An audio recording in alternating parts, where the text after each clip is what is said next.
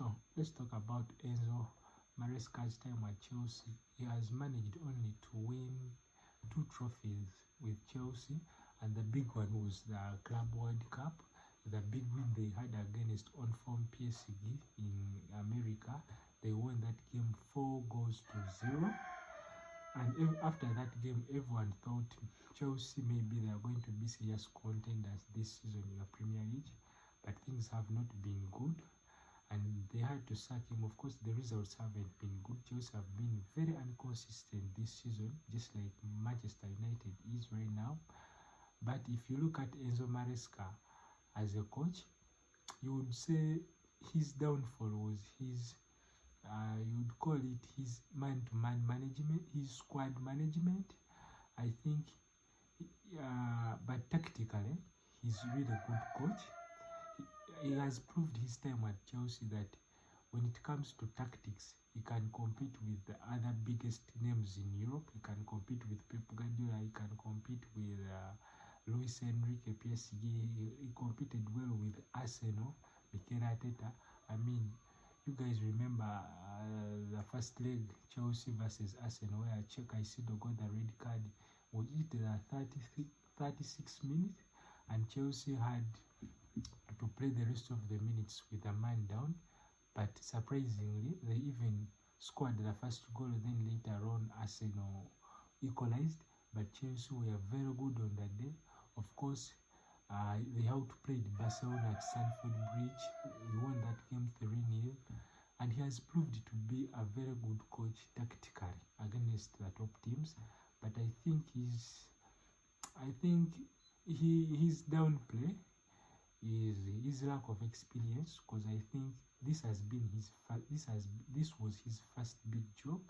So you would think, of course, being inexperienced at a club like Chelsea, with all the drama surrounding the board, he had to find it difficult. And this is not the first time that Chelsea board they have fell out with the coach. This is the same situation Pochettino was in, Lampard, Graham Potter, Thomas Tuchel. If you remember Thomas Tuchel's last days at Chelsea, they are very similar to Enzo's last days at Chelsea. So I think to manage Chelsea is not a simple football club to manage. And you know, Chelsea, the difference between Chelsea maybe and other teams, maybe let's say like Man City, let's say Liverpool, Arsenal, like Chelsea, they don't sign managers. And of course, you wouldn't think that Enzo Maresca was going to be a manager for Chelsea, because he doesn't have that experience. So they sign coaches. The difference between a manager and a coach is that managers, there are certain decisions that managers make, coaches don't. I think now in modern football, I think managers have a say when it comes to transfer windows. Like you sit with the manager, the sporting director, and maybe the board, and you discuss about the transfer signings that you want to make. But what makes that's a different situation with Chelsea. Chelsea, they sign coaches. You have to fit in whatever the Chelsea board wants. If they want to sign Estevao, they are going to sign Estevao, whether you like him or not. And it's your job as a coach to make sure you get the best out of him. If you fail, of course, this is what has happened to Maresca. He failed to get the best out of the squad, the best out of the squad they have right now. I think that's one of the reasons the results were poor, and they had to sack him. And that is the reason why I think the Chelsea's job, I think it's one of the most difficult jobs in England, in the Premier League, because it's not easy. Some managers, some guys like, let's say Pep Guardiola, Luis Enrique, Jurgen Klopp, they want to have a say in transfer signings, not for the board to just sign players whichever they like. So I think that's what makes the Chelsea's job difficult. Most of the coaches out there, it is the same issue they had with Thomas Tuchel. Chelsea Football Club, it's hard. It's hard to manage Chelsea. It's not an easy team to manage. But if you look at the replacement that Chelsea could sign right now, I think some news outlets right now, they are saying that Chelsea may sign Liam James Rosenior. He's a Strasbourg coach in France, Ligue 1 France, and he was born in England. He's 41 years old. He started his coaching career in Derby, and after Derby, I think in 2022, then to 2022 he was at Derby County.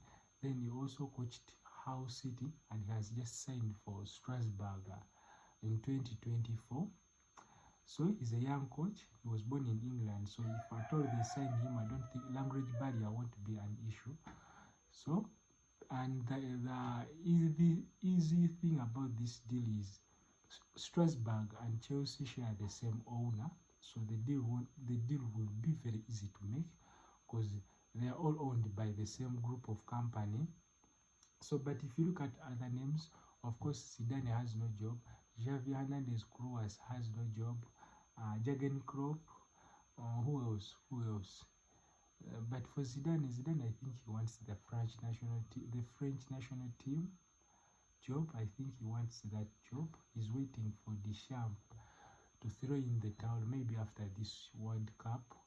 And for Jurgen Klopp, I think there is an interview I watched Jurgen Klopp saying he will never coach another team in England after his successive time at Liverpool. I think his heart belongs to Liverpool. I don't see him coming to Chelsea. Then for Xavi, I don't know whether he will take the Chelsea's job, but he's been out of the job since his time as Barcelona ended. So he's free. But news right now, I think it was Fabrizio Romano that broke the news that Chelsea are thinking about Liam James Rosenior, and you have to wait to see whether they will sign the guy or not. But right now we are waiting to see who will be on the touchline on Sunday versus Man City at Etihad Stadium. So we'll have to wait and see.